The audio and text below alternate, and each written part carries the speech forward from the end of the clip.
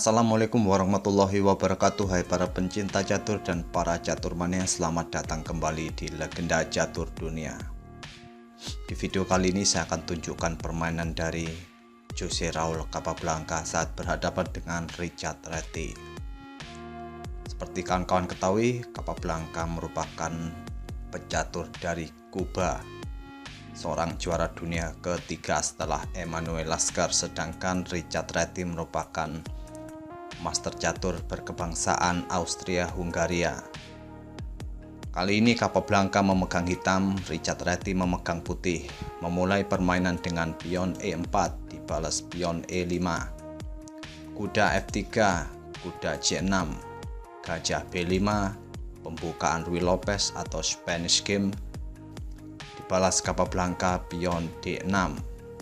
Pion C3 oleh Reti, bersiap mendorong pion ke D4 di langkah berikutnya, dibalas Capablanca pion A6, mengancam gajah mundur ke A4.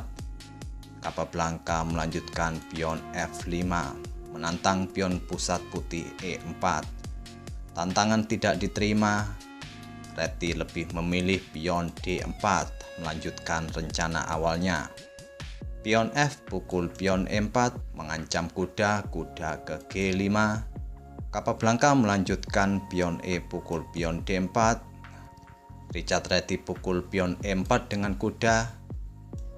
Apabila di sini putih lebih memilih pukul pion D dengan pion C, berniat untuk mendorong pion ke peta D5 ke depannya, hitam tinggal mendorong pion D5 sehingga hitam mempunyai dua pion pusat yang cukup solid. Oleh karena itu, Reti lebih memilih pukul pion E4 dengan kuda.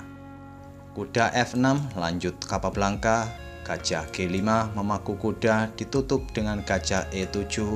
Reti melanjutkan menteri pukul pion D4. Capablanca mendorong pion B5 mengancam gajah.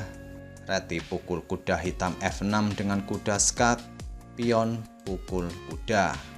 Sekarang putih mempunyai dua ancaman dari pion hitam, yaitu gajah A4 serta gajah G5. Bagaimanakah Reti menyelamatkan kedua gajahnya? Tentu sulit bagi Reti untuk menyelamatkan kedua-duanya. Richard Reti memilih melangkahkan menteri ke D5, mengincar kuda C6. Capablanca melanjutkan pukul gajah A4 dengan pion.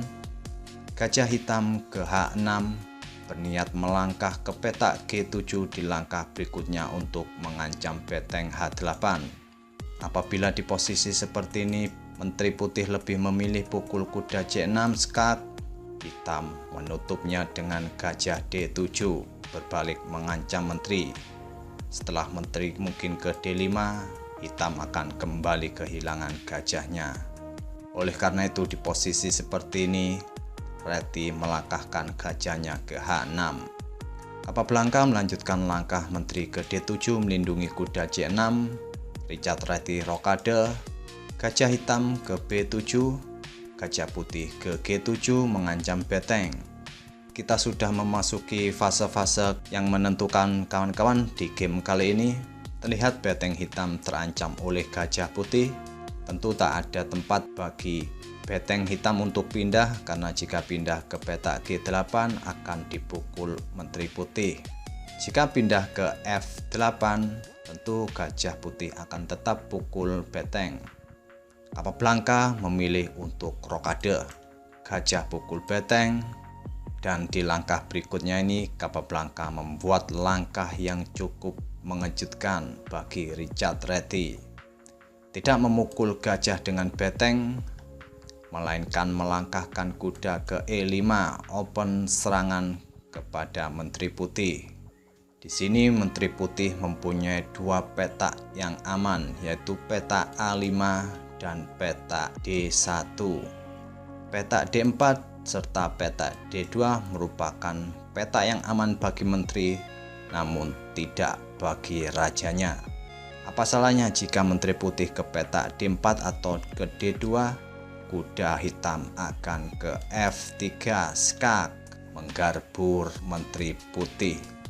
Jika pion pukul kuda, beteng akan ke G8 skak, ditutup dengan gajah, dipukul kembali dengan beteng skak, raja ke H1, gajah pukul pion F3 skak mat.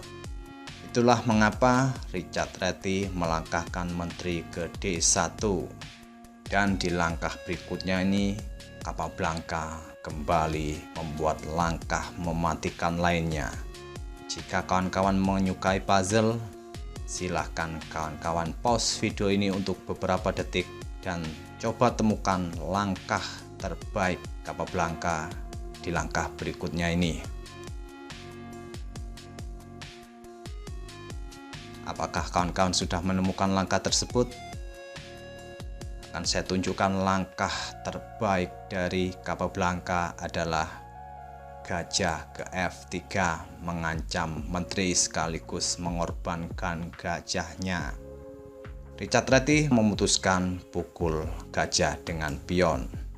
Apabila menteri menghindar mungkin ke E1, menteri hitam akan ke H3, memberi ancaman skakmat di peta G2.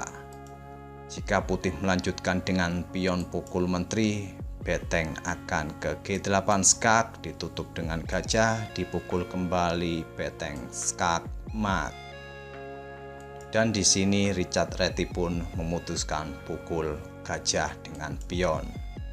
Di langkah berikutnya ini kembali Capablanca melanjutkan ancamannya dengan menteri ke H3, memberikan ancaman skak mat di langkah berikutnya dengan beteng ke G8 ataupun kuda pukul pion yang ada di F3. Sampai di sini Richard Reti tidak melanjutkan langkahnya. Richard Reti menyerah. Sebuah serangan balik yang spektakuler dari Jose Raul Capablanca. Apabila permainan tetap dilanjutkan dengan menteri ke D5 mengontrol peta G8, hitam tinggal mendorong pion C6 mengancam menteri.